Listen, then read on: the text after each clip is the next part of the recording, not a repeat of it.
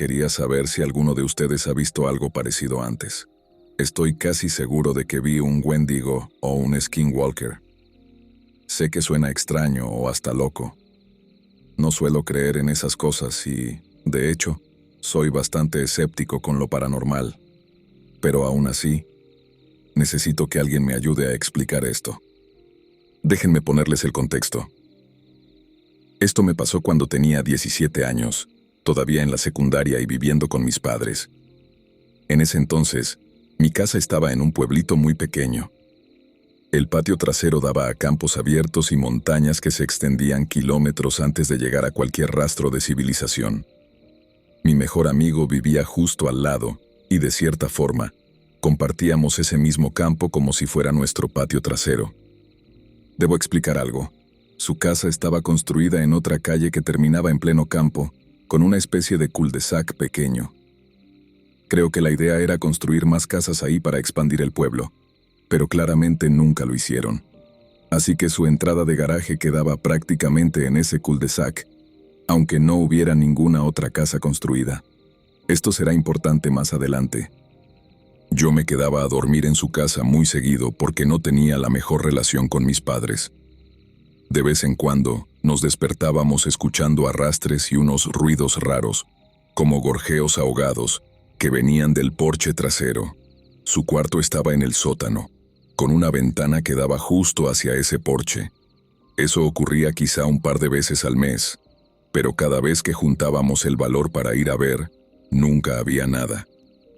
Y así fue durante años. Pero hubo una noche que todavía nos persigue a mí y a mi amigo. Estábamos a punto de mudarnos, y nos quedábamos despiertos toda la noche jugando y viendo películas. Esa noche decidimos salir a dar una vuelta en el carro mientras escuchábamos música, solo para relajarnos. Él encendió su camioneta, puso las luces altas y dio la vuelta saliendo de la entrada, usándolas para iluminar el campo como si fuera una glorieta improvisada. Y fue ahí cuando la luz iluminó esa cosa. Parecía una persona, pero no lo era. Estaba desnuda, en 4 patas, y era anormalmente grande, sobre todo sus extremidades, que parecían doblarse bajo su cuerpo de una manera antinatural. Su piel pálida se le pegaba al cuerpo como si se la hubieran estirado encima a la fuerza. Pero lo que todavía me eriza la piel fue su cara. Su mandíbula colgaba abierta, un vacío negro enorme, como una serpiente desencajando la boca antes de devorar algo. Sus ojos negros brillaron con la luz cuando volteó a vernos, pero justo en el instante en que nos vio, retrocedió rapidísimo, como si alguien hubiera presionado rebobinar, y desapareció entre los matorrales del campo. Mi amigo y yo nos quedamos blancos como fantasmas. Nos miramos como diciendo, ¿tú viste eso? Estábamos temblando. Digamos que intentamos seguir la noche con normalidad, pero era imposible. Terminamos sentados en su sótano, con las armas listas, esperando volver a escuchar los gorjeos o los arrastres. Pero esa noche no volvieron. Ya no vivo en ese pueblo. A veces paso por ahí, sin embargo. El campo sigue igual de vacío, pero da una sensación, como si algo siguiera esperando ahí. Y aunque no lo vea, estoy convencido de que, lo que sea que vimos, todavía anda por esos lugares.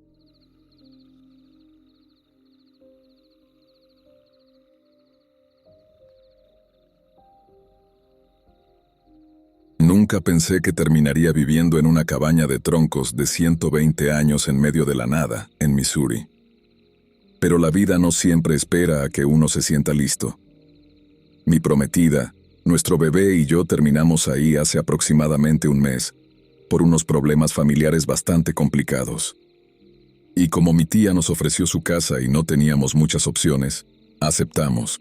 Así que empacamos todo lo que teníamos en el carro y, de repente, nos vimos viviendo en una casa que parecía sacada de una postal antigua. La cabaña fue construida en 1903, o al menos eso es lo que dijo mi tía. El terreno está rodeado por un bosque espeso de Missouri que traga el sonido de esa manera inquietante que solo logran los bosques en medio de la nada. Durante las primeras semanas, todo se sentía normal. Bueno, un poco vieja, un poco fría, pero normal. Mi tío hablaba de cosas extrañas que habían pasado ahí a lo largo de los años. Voces en el bosque, sombras moviéndose donde no debería haber nada, y golpes en la puerta en plena madrugada. Siempre se reía al contarlo, como si fuera un chiste buenísimo. Yo nunca supe si quería asustarnos o prepararnos para lo que fuera que había ahí. Al principio me reí. Mi prometida también. Lo atribuimos al folclore rural. Pero entonces las cosas empezaron a pasar. Todo comenzó un lunes por la mañana, justo antes del amanecer. Mi tío es camionero, así que se va temprano al inicio de la semana y no suele regresar hasta el viernes en la noche. Esa mañana llamó a mi tía, apenas salió de la entrada. No van a creer lo que acabo de ver. Había un lobo junto a la cerca, les juro que era enorme. Mi tía nos lo repitió a mi prometida y a mí, y ambos nos miramos. Un lobo grande no era algo imposible. Pero claro, ahí fue cuando empezamos a verlo nosotros también. Casi todas las mañanas, justo cuando el cielo apenas se tornaba azul, el lobo aparecía al borde del patio. Enorme. Demasiado enorme. Su silueta no se veía bien. Se quedaba fuera de la línea de árboles y luego se acercaba, caminando de un lado a otro como si fuera el dueño del lugar. Y por las noches, aullaba largo y profundo. Incluso despertó al bebé varias veces. Pero esto fue lo que realmente nos dejó helados. Aquí hay perros. Perros que ladran por cualquier cosa que se mueva. No reaccionaban, no ladraban, no gruñían, ni siquiera levantaban las orejas cuando escuchábamos al lobo aullar cerca. Actuaban como si no hubiera nada ahí. Y ahí fue cuando sentí que el estómago se me caía. Los animales notan las cosas antes que los humanos. Y reaccionan. No ignoran a un depredador. Entonces, si los perros no reaccionaban, ¿por qué? ¿Era porque le tenían miedo? ¿O porque no era un lobo en absoluto? Intenté mantenerme racional. Tal vez el lobo estaba enfermo. Tal vez los perros sabían que no era una amenaza. Tal vez yo estaba pensando demasiado. Pero por las noches, acostado en la cama escuchando el crujido del piso y el viento raspar contra las paredes de la cabaña, esas explicaciones ya no alcanzaban. Cada ciertos días, alguien tocaba las puertas. 2 golpes lentos, espaciados, como si alguien quisiera ver si íbamos a contestar. Otras noches eran golpes más fuertes, más seguros. Yo me quedaba parado en el pasillo, sosteniendo el monitor del bebé, congelado, mirando las sombras junto a la puerta trasera, esperando a que alguna forma se moviera. Luego estaban los sonidos. Canto es la palabra más cercana que puedo usar, pero no lo describe bien. No era una voz humana. Era más como un tarareo con un ritmo extraño, casi como un patrón. Como si alguien afuera estuviera intentando recordar una canción vieja, pero no lograba dar con la melodía. Los sonidos rodeaban la casa, a veces dándole vueltas. Podía estar en la cocina por la noche y escucharlo débilmente junto a la ventana trasera. Otra noche venía del bosque, demasiado cerca para ser normal. Intenté ignorarlo para no asustarme. La cabaña está aislada, los sonidos viajan, las casas viejas hacen ruido. El bosque tiene animales, las típicas excusas. Pero esas excusas se iban desmoronando cada vez que el lobo volvía a aparecer. Durante semanas tuve un pensamiento clavado en la cabeza, y traté de expulsarlo porque sonaba ridículo y dramático, pero no se iba. Skinwalkers. Crecí escuchando historias sobre ellos en mi familia. Soy 50% nativo americano, y aunque no pretendo saber cada detalle del folclore, ni hablar por ninguna tribu, las historias siempre se trataban con respeto, nunca como un chiste. No quería hacer esa conexión. Ni siquiera quería pensar esa palabra. Pero una vez que cruzó por mi mente, se quedó ahí, impregnada.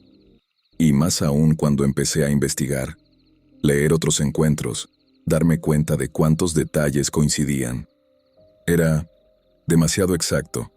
El lobo enorme, los perros actuando como si nada, los golpes en las puertas, el canto en el bosque. La sensación persistente de que no estábamos solos hizo que todo ese mes se sintiera peor. El bosque se sentía distinto en la noche también. Quieto, pero de una forma asfixiante, como si algo estuviera sentado detrás de la línea de árboles observando la casa. Ahora mismo, mientras cuento esto, sigo escuchando cosas afuera, pequeños crujidos, algo moviéndose, un sonido bajo que podría ser el viento, pero lo dudo. Y cada vez que hago una pausa para escuchar, se detiene un rato, hasta que empieza otra vez. La parte racional de mi cerebro está peleando fuerte contra el miedo. Los lobos grandes existen, las casas viejas hacen ruidos, pero hay cosas que no puedo explicar. Y el resto de mí recuerda la cara de mi tío cuando contó lo que vio. No sé qué está pasando en esta tierra. Lo único que sé es que no veo la hora de irme de aquí.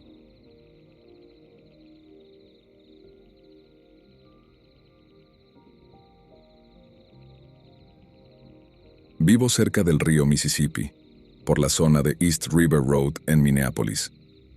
He tomado esa ruta muchísimas veces, de día y de noche, y unos días antes de que todo esto ocurriera, había caminado exactamente por ahí, a la misma hora. Tuve algunas experiencias extrañas mientras bajaba hacia el bosque junto a la orilla del río. Al bajar la gran escalera que lleva a la ribera, escuché a una pareja conversando arriba de mí. Miré hacia las escaleras varias veces, pero no vi a nadie. 15 minutos después, durante mi caminata, todo iba perfecto. Estaba disfrutando del bosque y la paz me llenaba el alma. Ten en mente que tengo experiencia acampando, cazando y caminando solo en el bosque. Estar solo en la oscuridad nunca me ha dado miedo. He ido a terapia por curiosidad y, sinceramente, soy tan neurotípico como cualquiera. Además, tengo un buen sentido de mí mismo y pienso con mi propia voz interior, como un Jiminy Cricket personal, contrario a lo que otros describen como su proceso mental. El sol estaba bajando más allá del horizonte y decidí seguir adelante. Llegué a una curva difícil de ver, una parte del sendero por la que no podía distinguir qué había más adelante. De repente, una voz de mujer apareció en mi cabeza. Da la vuelta.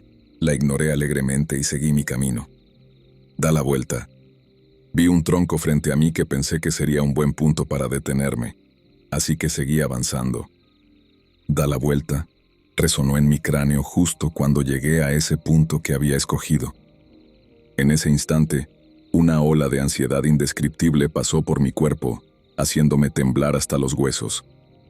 Giré sobre mis talones y emprendí el camino de regreso. Algo, desde lo más profundo de mi esencia, me decía que si no daba la vuelta en ese preciso momento, iba a morir. El sol ya había desaparecido por completo, y coincidiendo con eso, quedé tragado por la oscuridad total. La sensación de ser observado ni siquiera comienza a describir el terror absoluto que se apoderó de mí. Me estaban siguiendo. No sé si era un animal, un humano, un espíritu o algo entre medio, pero la presencia de una amenaza inminente detrás de mí era inconfundible. Nunca había sentido un miedo así. He tenido ataques de pánico por el estrés de la universidad. He llorado por rupturas amorosas. He sentido el peso aplastante de las deudas. Pero jamás había conocido una desesperación tan absoluta. Entonces, escuché la voz de la mujer otra vez. No mires atrás. Obedecí y seguí marchando, ignorando las sombras que parpadeaban en los bordes de mi visión. Tomé una curva, subí una colina y empecé a sentir que la presencia se alejaba un poco. Todavía tenía la sensación de ser seguido, pero desde más lejos, a una distancia que, al menos, parecía que no podía hacerme daño. Aflojé un poco el paso. Ese fue uno de los 2 errores que cometí esa noche. En ese pequeño momento de relajación, escuché otra voz que no era la mía. Era profunda, áspera como si solo quisiera anunciar que estaba allí. Sentí cada músculo de mi espalda tensarse mientras hacía todo lo posible por poner más distancia entre esa cosa y yo. Mi piel ardía como si se estuviera desgarrando. Escalofríos. No alcanza para describir la reacción de pelea o huida que estaba viviendo. Mi cuerpo quería correr, pero algo dentro de mí me decía que si corría, activaría un instinto depredador. Y la cacería comenzaría. Pasaron 10 minutos de dolor absoluto. Cada paso que daba era acompañado por otro que no era mío. Finalmente, la enorme escalera que me había llevado a la orilla del río volvió a aparecer frente a mí. En ese momento casi me volví loco y decidí hacer lo que cualquier persona racional haría: disfrutar la vista de la ciudad frente a mí. Tomé una foto rápida. Ese fue el primer momento en que dejé de moverme desde que empezó todo. Me sentía un poco seguro porque mi ruta de escape estaba cerca. Mis pasos largos se detuvieron de golpe en el ángulo perfecto. Y detrás de mí escuché no uno, no dos, sino 3 pasos resonar sobre el asfalto. Caminé más rápido que nunca en mi vida. Y justo antes de poner el pie en el primer escalón, todos los pelos de mi nuca se erizaron al mismo tiempo. Sentí como si algo estuviera respirando en mi cuello. No es exageración decir que prácticamente salté la primera sección de escaleras. Cuando llegué al tercer tramo, la sensación de fatalidad empezó a desvanecerse y una calidez indescriptible llenó mi pecho. Lo único que pude pensar fue: gracias, Dios. Al acercarme a la cima, justo antes de doblar en la última curva para entrar de nuevo en la luz de la ciudad, me arriesgué a mirar hacia la oscuridad espesa debajo de mí. No vi nada, solo un sendero vacío. En mis 24 años de vida, nunca había experimentado un miedo tan primitivo. Y espero no volver a sentirlo jamás. Algunas personas me han dicho que podría haber sido obra de un skinwalker. No sé si tienen razón o no. No tengo conocimientos sobre ese tema. Te dejo esto a ti. ¿Qué crees que fue? ¿Podría ser esa criatura o algo completamente distinto?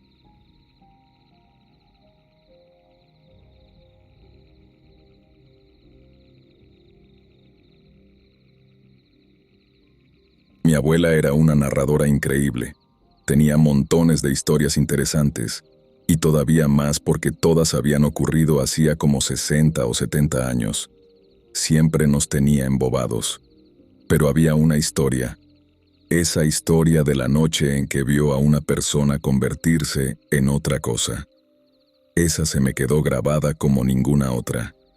Ella creció en un asentamiento diminuto, escondido entre unas mesetas, un lugar con quizá 20 familias en total. Y honestamente, la mitad probablemente eran parientes entre sí. Decía: allá todos compartían la misma regla. Si oyes que alguien te llama por tu nombre en el monte después de que oscurece, te haces el que no escuchaste. Bajas la cabeza y caminas más rápido. Si suena exactamente como alguien que conoces, camina todavía más rápido. Y si escuchas un silbido en el monte, corre. Dijo que aprendió esa regla por las malas. Cuando tenía 18, ayudaba a su tío a arrear las cabras por las tardes. Una noche él no regresó al atardecer, así que salió a buscarlo. Con un farol viejo, siguió el camino y lo encontró en la loma, cerca del Ahollo. Pero no estaba solo. A su lado había alguien que ella conocía, su vecino, Jonás. Pero no se estaba moviendo bien. Según me contó, su cuerpo estaba torcido, como si los huesos ya no le encajaran donde debían. Como si estuviera mal puesto, si eso tiene sentido. Su tío parecía aterrorizado. Tenía los ojos muy abiertos, la boca temblándole, pero no hacía ningún sonido. Mi abuela intentó llamarlo y Jonás volteó hacia ella. Dijo que la forma en que sonrió le erizó la piel, porque no combinaba con su cara. Su tío reaccionó lo suficiente para tomarla del brazo y arrastrarla de vuelta loma abajo. No habló hasta que llegaron a la casa, y cuando por fin lo hizo, solo dijo una cosa: Jonás ya no es Jonás. La familia atrancó las puertas, y toda la noche escucharon rasguños en las paredes, pasos lentos rodeando la casa y algo golpeando los cristales de las ventanas. Semanas después, corrió la voz de que habían visto a Jonás vagando solo por los llanos, murmurando para sí mismo, jalándose la ropa como si quisiera arrancársela. Una noche se metió entre los matorrales y desapareció para siempre. Algunos decían que caminaba en 2 patas, otros que en 4, pero nadie fue a comprobarlo.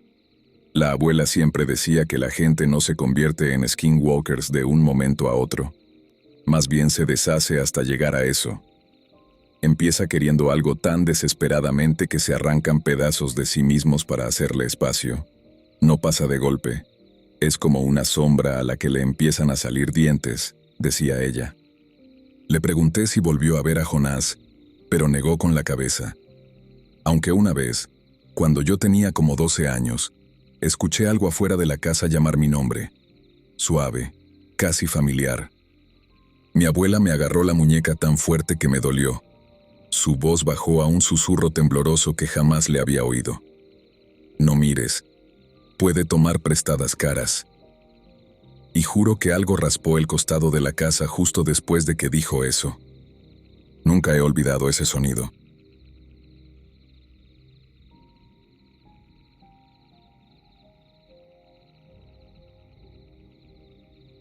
Mientras cabalgaba en el bosque nacional de Shawnee, me pasó algo que todavía no puedo sacarme de la cabeza. Mi amiga y yo habíamos planeado una cabalgata temprano en la mañana, desde el campamento donde se estaba quedando. Se suponía que sería un día tranquilo en el bosque. Ensillamos alrededor de las 8, con el pastor alemán mestizo de su mamá trotando a nuestro lado. Unas horas después, llegamos a una bifurcación. Un sendero era conocido, seguía el arroyo. El otro era una ruta nueva de la que todo el mundo en el campamento hablaba, a la que llamaban la difícil, la que decían que no era para caballos viejos como los nuestros. Subía casi en línea recta por una cresta, rodeaba un acantilado y luego bajaba hacia el bosque del otro lado. El letrero decía precaución, prácticamente gritándonos que no pasáramos. Nos miramos y acordamos sin hablar, ni loca, y seguimos por el sendero del arroyo. Rodeamos la colina y vi al perro salir disparado hacia la hierba alta. Pensé que iba directo al agua, pero a mitad del arroyo, un sonido desgarró el bosque. El grito de un animal. Y no de esos que te hacen pensar, algo se asustó. Era un grito de dolor puro, visceral. Por un segundo pensé que era el perro, hasta que salió de la hierba cojeando hacia nosotros, completamente ileso, solo con las orejas hacia atrás. Pero el grito seguía. Sonaba como un perro, teniendo un ataque. Una y otra vez lo escuchamos. Yo trabajo en un refugio de animales, así que sé reconocer sonidos de angustia en perros, y esto era peor que cualquiera que haya oído. Y venía de arriba de nosotros. La única forma de llegar allí era por la ruta nueva. Mi amiga empezó a gritar, preguntando si había alguien allá arriba. ¿Por qué habría un perro tan adentro del bosque, solo, gritando así? No recibimos respuesta. Nada más que los pájaros, el agua corriendo y ese horrible gemido ahogado. Cruzamos el arroyo despacio, escaneando la cresta, llamando una y otra vez. Lo que fuera, estaba cerca. Tan cerca que se me erizó la piel del brazo. Pero no podíamos ver nada entre los árboles, solo los acantilados levantándose sobre nosotros como una pared. Apenas cruzamos al otro lado, girando los caballos para alejarnos de la colina, el grito se detuvo, como si alguien hubiera apagado un interruptor. Mi amiga y yo nos quedamos mirándonos un momento, pensando lo mismo sin querer decirlo. Seguimos cabalgando en silencio, con un nudo en el estómago. Cuando llegamos al punto donde solíamos dar la vuelta, ella finalmente preguntó si podíamos regresar por la ruta nueva. No dejaba de pensar que tal vez algo estaba herido ahí arriba y lo habíamos ignorado. Yo no quería ir, pero tampoco quería dejar a un animal sufriendo. Así que fuimos, Subimos la cresta, seguimos el camino y llegamos al punto más cercano a donde calculamos que había venido el sonido. Pero no encontramos nada. No había huellas, ni maleza movida, ni sangre, ni animales, ni personas. Silbamos, llamamos. Ni siquiera un eco nos respondió. Si hubiera sido un coyote, igual habría sido raro. A pleno mediodía, un grito así, y luego silencio total. Los coyotes no suelen comportarse así a esa hora, y desde luego no desaparecen sin dejar rastro. Al final nos rendimos y regresamos al campamento, pero en el camino no dejé de darle vueltas, intentando racionalizarlo, tratando de encajarlo en algo normal. No pude. No sé. No digo que haya sido un skinwalker, pero tampoco puedo explicar lo que pasó allá arriba. Si tienes una mejor idea, te escucho.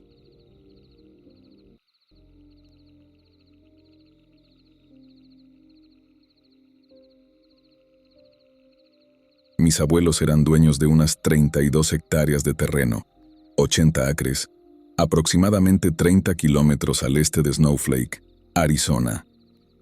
¿Por qué eligieron ese lugar? Nunca lo sabré. Quizá era barato en los primeros años de los 80. Quizá les gustaba la soledad. Sea como sea, dejaron San Miguel después de que mi abuelo se retirara de la mina y se establecieron allí. Los vecinos más cercanos eran mi tía y mi tío, a unos 1,5 kilómetros. Y el siguiente era un ranchero llamado Stoddard. Nunca escuché su nombre de pila, solo Stoddard. Vivía a 6 kilómetros, justo en la base de uno de los riscos más grandes. Y mis abuelos lo odiaban. Era un ranchero que actuaba como si todo el desierto le perteneciera. Si su ganado se metía en tus tierras, se encogía de hombros, como si fuera tu culpa. Más de una vez mi abuelo lo atrapó cortando el alambre de púas para que sus vacas pudieran pastar en nuestra propiedad. Tenía esa arrogancia hundida y descarada que algunos rancheros parecen cultivar. Allá afuera, la tierra está llena de ruinas Anasazi, viviendas en acantilados, antiguos pueblos, fragmentos de cerámica. La mayoría fue destruida mucho antes de que algún arqueólogo tuviera oportunidad de estudiarlas. Rancheros con retroexcavadoras arrasaron todo, esperando encontrar vasijas para vender. Mi familia siempre sospechó que Stoddard era uno de ellos. Un día, después de perder un ternero, Stoddard andaba cerca de los riscos. Fue entonces cuando lo encontró. Una roca del tamaño de una camioneta apoyada de forma extraña contra la pared de arenisca, tapando una abertura estrecha. Su curiosidad ganó. Trajo su retroexcavadora, arrancó la losa de arenisca y destapó una cueva. Pero no era cualquier cueva. Era una cámara funeraria Anasazi. Estoy seguro de que Stoddard no vio más que signos de dólar cuando entró. Tomó todo lo que le llamó la atención: cerámica, artefactos, quizá incluso huesos, y vendió lo que pudo. Ahí fue cuando todo empezó a pudrirse. Primero perdió $500,000 en un derrumbe bursátil, y eso solo fue el inicio. Su ganado desarrolló una enfermedad que arrasó con el hato como fuego en hierba seca. Animales muertos por todas partes. La ruina financiera llegó rápido. Luego su esposa enfermó. Algo rarísimo, algo que nadie por aquí había oído nunca, y murió en cuestión de meses. No mucho después, Stoddard fue tirado de su caballo. Se destrozó la columna y nunca volvió a caminar. Ten en cuenta que todo esto pasó en apenas unos años. Él estaba convencido de que estaba maldito y se lo decía a cualquiera que lo escuchara. Que haber perturbado la cueva funeraria había arruinado su vida. Muchos se reían. Decían que solo estaba amargado, loco o con mala suerte. Pero Stoddard llevó los artefactos que le quedaban, se arrastró hasta la cueva y devolvió todo. Incluso usó la retroexcavadora para volver a colocar la roca de la entrada. Luego, una noche, abandonó el rancho por completo. La casa quedó llena de muebles, ropa en los closets, platos en el fregadero. Simplemente se fue. Años después, un hombre de California compró la propiedad. Arregló la vieja casa del rancho y la puso en alquiler. Por ese tiempo, mi tía estaba embarazada de su primer hijo y quería vivir más cerca de mis abuelos, así que ella y su esposo alquilaron la casa de Stoddard. A la luz del día parecía inocente, un poco descuidada, pero acogedora. Pero en la noche, algo no se sentía bien. Durante la primera semana no pasó nada. Luego comenzaron los ruidos. Mi tía decía que escuchaba cánticos muy tenues, tarde en la noche, deslizándose por la propiedad como viento que arrastra voces en los bordes. A veces había tambores, apagados pero constantes. Ella intentó buscar explicaciones. Quizá la mujer hippie que vivía arriba del risco hacía rituales espirituales. Quizá las noches de trabajo de su esposo la ponían nerviosa. Quizá las hormonas del embarazo le jugaban trucos. Aún así, no podía sacudirse la sensación de ser observada constantemente. Empeoró tanto que empezó a tener pesadillas todas las noches. Finalmente se lo contó a mi abuelo, quien le prestó su perro, un enorme perro de trabajo entrenado. Ella lo llevó al rancho, y en cuanto abrió la puerta del camión, el perro erizó todo el lomo. Gruñía bajo, profundo, negándose a tocar el suelo. Tuvo que arrastrarlo físicamente hasta adentro de la casa. No dejó de mirar la puerta en toda la noche, y los cánticos se hicieron más fuertes. Al amanecer, mi tía encontró huellas humanas descalzas rodeando la casa, del tamaño de un adulto. Las cosas solo empeoraron. Noche tras noche, los perros ladraban a las paredes, tambores a lo lejos, cánticos entrando por las ventanas, más huellas descalzas. Mi tía casi no dormía. Ya perdiendo el control, le pidió a mi abuela que pasara la noche allí. Mi abuela era una mujer profundamente religiosa, tranquila y firme como una roca. Llegó esa tarde, cocinó, ayudó a limpiar y trató de crear un ambiente de paz. Después, mientras mi tía dormía una siesta, mi abuela salió a caminar un poco al pie del risco. Más tarde dijo que sintió algo observándola, no como un animal, sino algo inteligente y lleno de odio. No se atrevió a decírselo a mi tía. Cuando el sol cayó detrás del risco, decidieron irse a la casa de mis abuelos. Empacaron, cargaron al perro y subieron a la camioneta. Mi abuela giró la llave y ni siquiera hizo clic. Volvió a intentarlo. Muerta. La camioneta no respondía. Mi abuelo no estaba en casa para contestar, así que no tenían cómo irse. Y la noche se tragó el desierto entero. Entonces comenzaron los cánticos otra vez. Los perros empezaron a gruñir y algo aulló afuera. No un coyote, no algo que ninguna de las dos hubiera escuchado jamás. Era algo grande, moviéndose justo fuera del alcance de la luz del porche, caminando en círculos, probando, midiendo. Mi abuela rezó sin parar. Mi tía lloraba en silencio. Ambas dieron un salto cuando algo golpeó con fuerza una pared. Finalmente, las llamadas frenéticas de mi abuela lograron contactar a mi abuelo. «Elvin», susurró al teléfono.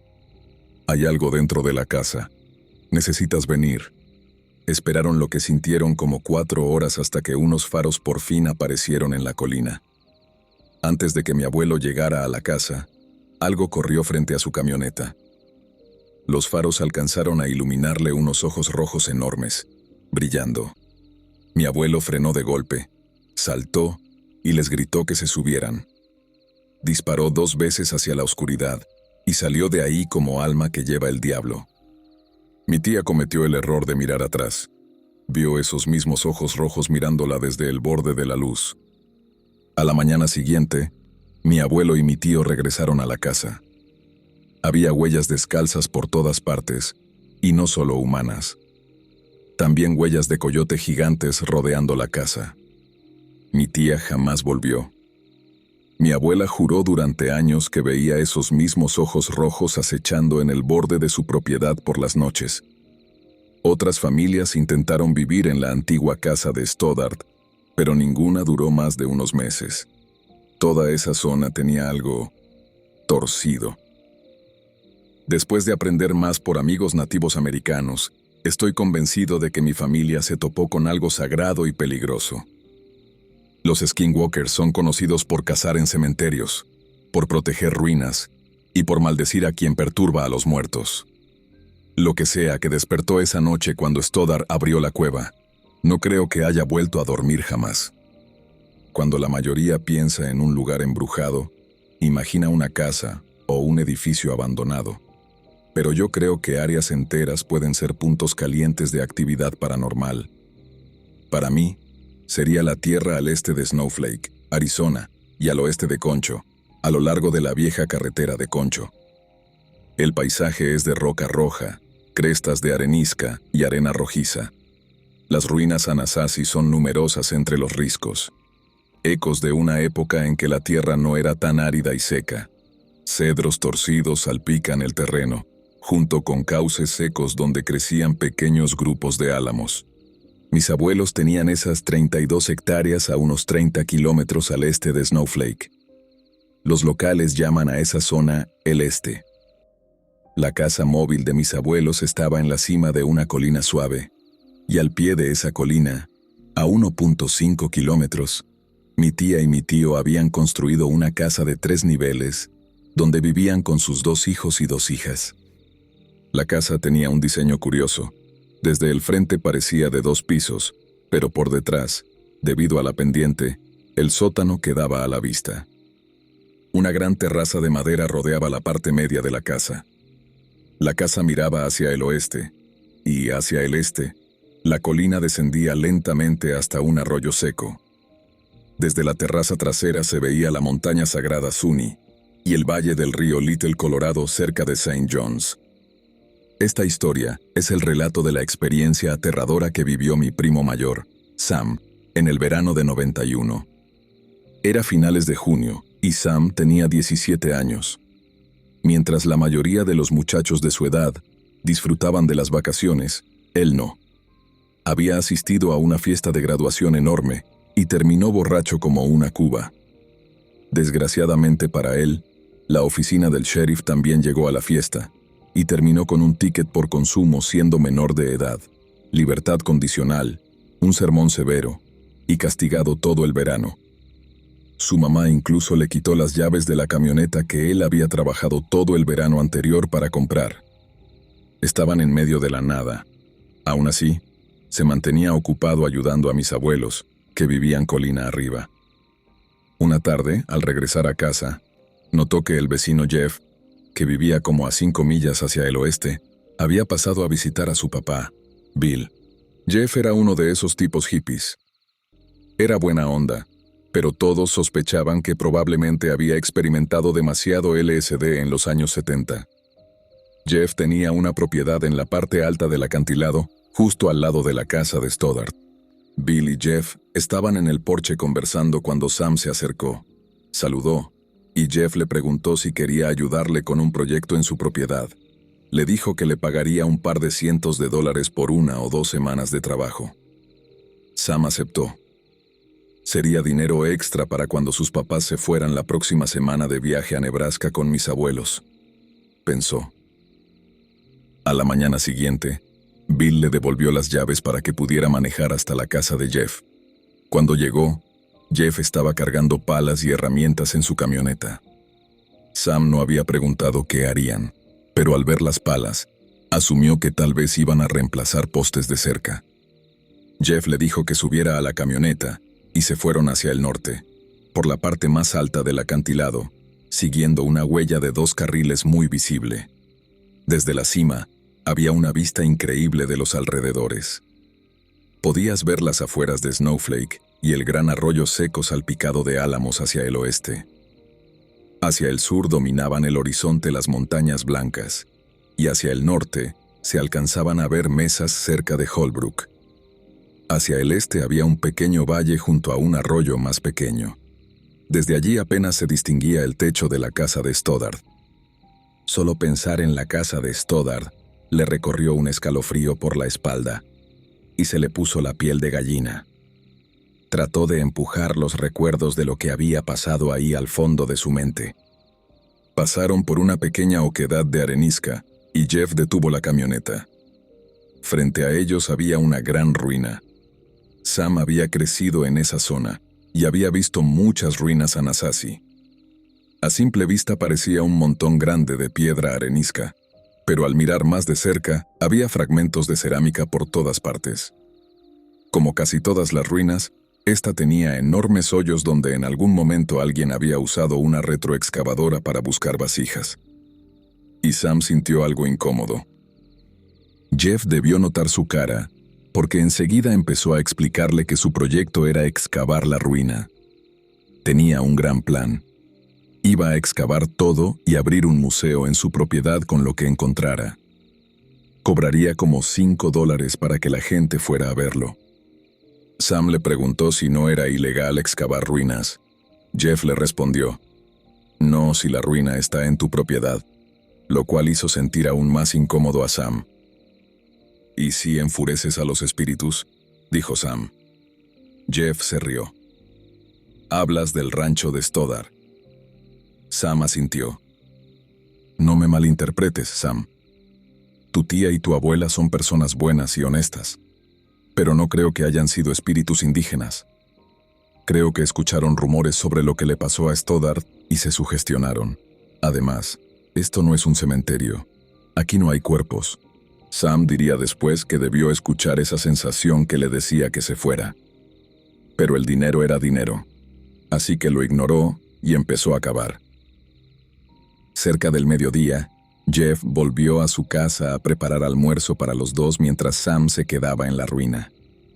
En ese momento no pensó mucho en ello, pero notó que había un silencio extraño alrededor. No había ni rastro de animales, ni sonidos, ni siquiera las cigarras, que eran súper comunes en esa época del año. Dijo que con el viento juraba escuchar una voz muy tenue, pero lo atribuyó al nerviosismo por estar tan cerca del lugar de Stoddard. Cuando Jeff regresó con los sándwiches, también trajo una cámara para documentar el progreso y poner las fotos en el museo. Jeff hizo que Sam le tomara fotos dentro de la habitación que habían despejado, posando con los objetos. Trabajaron así una semana. No avanzaban mucho. No habían encontrado gran cosa. Una vasija pequeña, unas cuentas y la mitad de un tatuaje o marca. Sam estaba feliz de tener un día libre. Toda la semana había tenido una sensación fuerte de que algo malo iba a pasar. Le tranquilizaba alejarse un rato de la ruina. Una noche, soñó que su cama se sacudía. Después de un fin de semana tranquilo, Sam volvió a la casa de Jeff el lunes por la mañana. Para su sorpresa, había una retroexcavadora estacionada en la entrada. Otro vecino se la había prestado a Jeff. Jeff estaba emocionado porque así podrían avanzar más rápido. Y vaya que avanzaron. Descubrieron 3 o 4 habitaciones y encontraron más artefactos. El martes y miércoles pasaron igual. Siguieron avanzando por más cuartos, más artefactos, tomando fotos de todo. Después de llenar 4 rollos de película, Jeff los llevó al pueblo para revelarlos. Esto fue mucho antes de los celulares con cámara y las cámaras digitales, cuando tardaban como 10 días en darte tus fotos reveladas. Ya era jueves. Habían llegado a una sala bastante grande dentro del PBLO. En medio había un enorme bloque de arenisca. Eso llamó la atención de Jeff, porque hasta ese momento solo habían visto pedazos pequeños. Con la retroexcavadora movió la roca a un lado. Debajo se abrió un agujero negro. Algo en ese hueco le apretó el estómago a Sam. Jeff estaba emocionadísimo. Miró hacia adentro, pero no distinguía nada. Agarró una linterna y la apuntó al fondo. «Es otro cuarto», exclamó Jeff. Por alguna razón, Sam no quiso mirar. Algo en esa abertura le erizaba la piel. Jeff le dijo que fuera por una escalera. Sam obedeció, rezando para que Jeff no le pidiera bajar. Mientras subía de regreso a las ruinas, sonó un trueno a lo lejos. Las nubes de monzón se estaban juntando hacia el sur y el viento empezaba a ponerse fuerte. Jeff colocó la escalera dentro del agujero y Sam le preguntó si era seguro. Jeff supuso que, si la habitación había estado llena de tierra y enormes slabs de arenisca durante casi 1000 años, no creía que el techo fuera a colapsar. Entonces Jeff bajó por la escalera con la linterna. «¡Santo demonio!», exclamó desde abajo. Llamó a Sam, que se acercó despacio. «Trae la cámara y baja». Un terror frío le recorrió el cuerpo a Sam. No quería bajar, pero tampoco quería que Jeff pensara que era un gallina. Tomó la cámara y descendió hacia el pozo oscuro. Al principio, la oscuridad era total. Solo veía la luz de la linterna de Jeff iluminando una vasija grande, con líneas onduladas. Aún con el sol entrando por la abertura, la luz no parecía penetrar del todo. Sam se dio cuenta de que las paredes y el piso eran negros. El aire era viejo, estancado, y olía fuertemente a hollín. Jeff se movía emocionado por el cuarto revisando los tesoros. Un trueno retumbó a lo lejos. «Empieza a tomar fotos», dijo Jeff, molesto de verlo ahí parado. «Y asegúrate de que el flash esté prendido». Sam empezó a disparar. Cada flash iluminaba brevemente la habitación. En la tercera foto, vio algo que lo hizo saltar, un cráneo humano. El corazón se le fue a la garganta. «Jeff, hay un cráneo», dijo, casi chillando. Jeff seguía revisando cosas y no lo escuchó. Sam tomó otra foto para asegurarse. «Jeff, hay un cráneo», repitió más fuerte. «¿Qué?» «Ah, sí, hay un cráneo. Hay varios», respondió Jeff, como si fuera lo más normal del mundo. «Parece que hubo un incendio aquí». Le dio una patada a uno y lo mandó rodando hacia Sam. Sam dio un salto. «¿Qué diablos te pasa?», dijo, el miedo convirtiéndose en enojo. «Esto no está bien. No deberías estar jugando con cuerpos. ¿No deberíamos llamar a la policía o algo?» Jeff soltó una carcajada. «¿La policía? ¿Para decirles qué? ¿Que encontramos indios muertos de hace 1000 años?» Sam estaba furioso ahora. «Mira, Jeff, si quieres seguir con esto, allá tú. Yo ya terminé. Algo anda mal en este lugar y yo me voy. ¿Te da miedo un montón de huesos? Como quieras, no te pago para que seas un llorón». Sam arrojó la cámara de Jeff al suelo y subió por la escalera. Jeff empezó a insultarlo por romper la cámara, pero a Sam no le importó. Salió caminando rumbo a la casa de Jeff, donde había dejado su camioneta. El viento soplaba fuerte ahora. Nubes negras tapaban el sol. Empezaron a caer relámpagos a lo lejos. Cuando llegó a su casa, recordó que mis tíos se habían ido a Nebraska con su hermana. Su hermano mayor, Zach, estaba trabajando en Pizza Hut esa tarde. Sam estaba agotado. Se tiró en el sofá y se quedó dormido, intentando no pensar en el cuarto negro lleno de huesos. Un trueno fuerte sacudió la casa y lo despertó sobresaltado. Todo estaba oscuro. Tanteó hasta encontrar el interruptor. Lo encendió, pero nada. Un relámpago iluminó la sala por un segundo. «Genial. Seguro la tormenta tumbó la luz», pensó. El viento aullaba afuera. Buscó una linterna en el closet hasta encontrar un farol y lo encendió. Aún así, seguía sintiendo un mal presentimiento.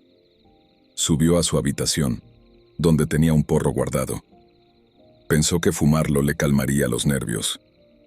Su cuarto daba al driveway, así que abrió la ventana para que entrara algo de claridad y poder encontrar el porro. Un relámpago iluminó todo, y vio algo cruzar corriendo por el driveway. El corazón le dio un brinco. Su perro empezó a ladrar como loco. Sam dejó el porro y cerró la ventana. Un terror ácido se le retorcía en el estómago. ¿Qué diablos fue eso? Bajó a asegurar la puerta principal. Al cerrar el pestillo, escuchó pasos pesados corriendo sobre el porche. El pánico lo golpeó cuando recordó que la puerta lateral estaba abierta. Corrió por la sala, pero tropezó con una silla. Los perros estaban fuera de sí, gruñendo y ladrando. Otro relámpago iluminó la ventana, y Sam Vio una figura pasar corriendo. Llegó a la puerta lateral, forcejeando con la cerradura. Algo del otro lado tenía agarrada la perilla y estaba intentando girarla. Sam logró trabar el cerrojo de golpe. La puerta del sótano, pensó. Bajó las escaleras corriendo. Al llegar, vio que esa puerta sí estaba cerrada, para su alivio. Pero otro relámpago iluminó el patio, y ahí lo vio. La silueta de lo que parecía un hombre, cubierto de pelo, o eso pensó. Los ojos rojos brillaban en la oscuridad donde debería estar la cara. Era alto, muy alto. Al ver esos ojos rojos, Sam sintió que se le cortaba la respiración. El pánico lo sacudió.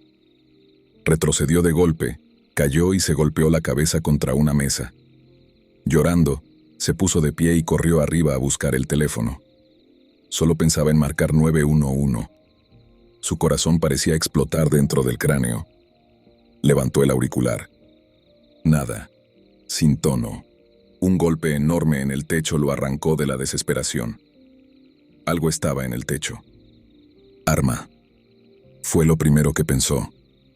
Corrió al cuarto de sus padres, donde guardaban una escopeta en el closet. Los perros entraron también. Afuera empezó a llover a cántaros. Se seguían escuchando pasos en el techo. Cerró la puerta con seguro y entró al closet con los perros. Sus manos temblaban mientras cargaba la escopeta. Los perros estaban completamente silenciosos, tensos. Ahora no se escuchaba nada en el techo. ¿Dónde diablos estaba? ¿Seguía dentro de la casa? Sam se quedó sentado en el closet y esperó. Los perros se acurrucaron alrededor de él.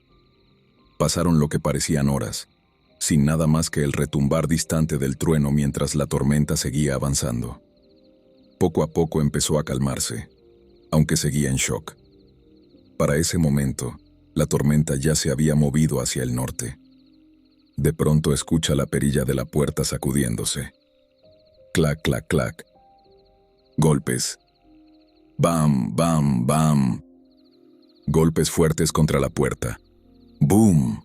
La escopeta se dispara, abriendo un agujero en el techo del closet, y alguien grita, ¡No dispares! Sam escucha la voz de su hermano, Zach, gritando. Las lágrimas empiezan a correr por la cara de Sam. Suelta el arma y corre hacia la puerta, la abre y casi tumba a su hermano. ¡Qué diablos, viejo! ¿Por qué me estás disparando? Pero Sam está aturdido. Empieza a soltar toda la historia de lo que había pasado ese día y esa noche, de corrido, sin parar. Zach lo escucha sin decir una sola palabra. Al final, lo único que pregunta es, «¿Está bien, Sam? ¿Qué fumaste?» «Nada, bro. No estoy high». Zach se ríe. «Ok, pero mamá se va a encabronar. No solo porque abriste un hoyo en su closet, sino por todo el lodo que has metido, bro. Más te vale limpiarlo». ¿Lodo? ¿Qué lodo? ¿Y cómo entró Zach? La casa estaba cerrada. Sam le pregunta a Zach, y él le dice que la puerta corrediza del patio estaba completamente abierta.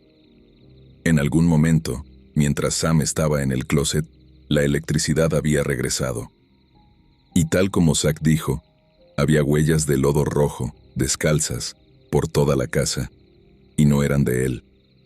Sam le muestra sus zapatos, sus pies limpios, y además las huellas eran muchísimo más grandes que las suyas. «Apuesto que fue Jeff», concluye Zach. «Seguro vino a joderte porque está molesto de que renunciaste y le rompiste la cámara. Sabe que estabas asustado, así que decidió jugar contigo». Sam no está muy seguro, pero le hace sentir un poco mejor. Sí, piensa, Jeff, ese cabrón, seguramente no alcanzó a cerrar bien la puerta corrediza. El ruido en el techo debió ser el viento levantando tejas. Todo empezaba a tener sentido. Él y Zach se toman unas cervezas que su papá había dejado en la nevera. Limpian el lodo lo mejor que pueden y, ya medio borrachos, deciden que por la mañana irán a enfrentarse con Jeff. Zach dice que Jeff le debe pagar extra a Sam, porque ahora tendrán que rentar una máquina para lavar alfombras y limpiar el desastre que él causó. Deciden ir al pueblo, donde un amigo estaba haciendo una fiesta. Realmente ninguno quería quedarse en esa casa. La fiesta era en medio de la nada, con una enorme fogata. Había como 20 muchachos ahí. Sam no lograba disfrutar nada. Sentía que algo lo observaba desde algún lado. La cerveza no le sabía bien, y ni estaba hablando con nadie. Yo le pregunté qué le pasaba, pero solo dijo que estaba cansado. La luna llena empezaba a levantarse por el este, iluminando los riscos de arenisca y los cedros. Sam mira más allá de la luz del fuego y ve algo moverse justo fuera del alcance de la iluminación. Se mueve detrás de un arbusto. Seguro es alguien haciendo pipí, piensa. Pero su instinto no está de acuerdo.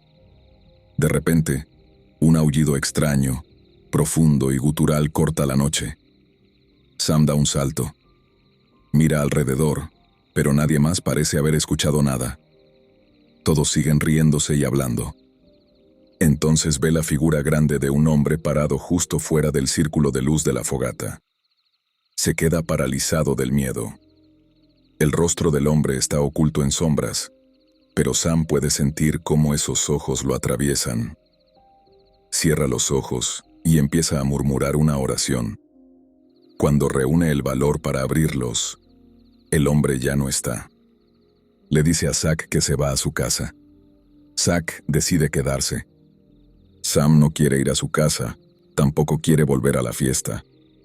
Con la mente dando vueltas, toma la vieja carretera Concho hacia el este. Seguro solo me estoy sugestionando, piensa.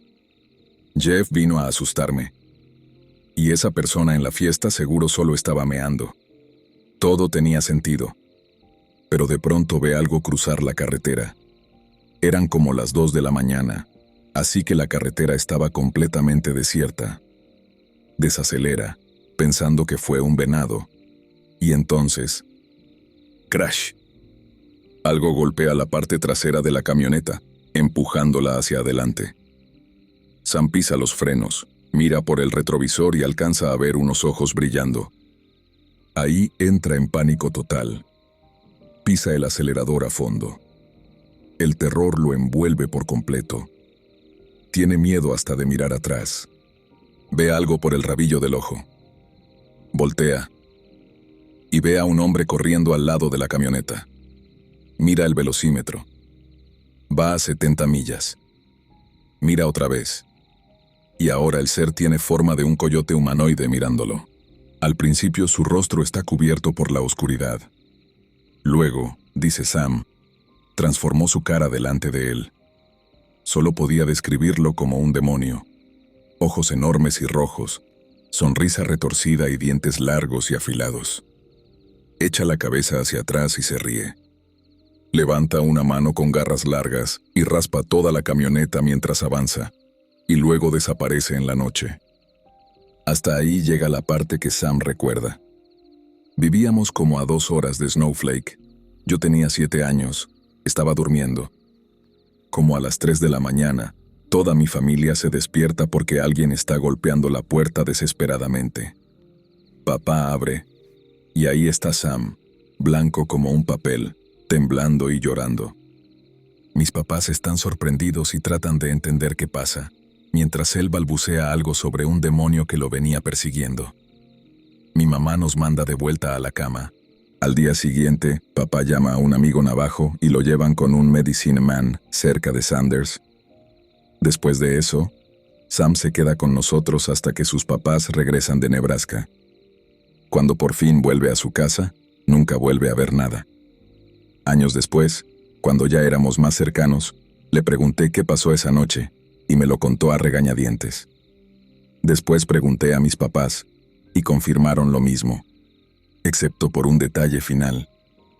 La mañana que Sam apareció en nuestra casa, Zack, el hermano mayor, fue a la casa de Jeff para recoger el dinero que le debía a Sam. Cuando llegó, Jeff no estaba. La puerta estaba abierta. Por dentro, la casa estaba destrozada, muebles volteados y rotos. Jeff desapareció durante casi 6 meses. Todos se preguntaban dónde demonios se había metido. Nadie conocía mucho de su familia, solo que eran del Midwest. Mi abuela incluso presentó un reporte de persona desaparecida, pero luego el sheriff le informó que Jeff estaba de vuelta en el este. Cuando regresó, parecía demacrado, como si hubiera envejecido 20 años en 6 meses. Muchos pensaron que eran drogas. Pasan 5 o 6 años. Mis abuelos invitan a Jeff al Día de Acción de Gracias. Sam ya se había graduado y hacía tiempo que se había mudado, pero estaba de visita. Jeff le pide a Sam que lo acompañe a su camioneta, que tiene algo para mostrarle, y después de 6 años, Sam acepta. Jeff le entrega un montón de fotografías. Eran las fotos que había tomado excavando la ruina. Sam empieza a verlas sin ganas, sin querer recordar nada de eso. En esos años había logrado convencerse de que todo habían sido coincidencias y que él mismo se había asustado. Pero Jeff, molesto, le dice que las mire bien, y Sam lo hace. Al principio no ve nada, luego empieza a fijarse en las sombras de las fotos, y ahí están, figuras pequeñas, retorcidas, malignas, con el mismo rostro del demonio que lo había perseguido aquella noche. Jeff se disculpa con Sam, pero dice que necesitaba saber si estaba loco. Cuenta que los 6 meses que desapareció estuvo siendo cazado por esa cosa, que lo siguió hasta Oklahoma. Finalmente buscó la ayuda de un medicine man, devolvió los artefactos y volvió a rellenar la ruina. Sam dice que no sabe qué pasó con esas fotos y que no quiere saberlo.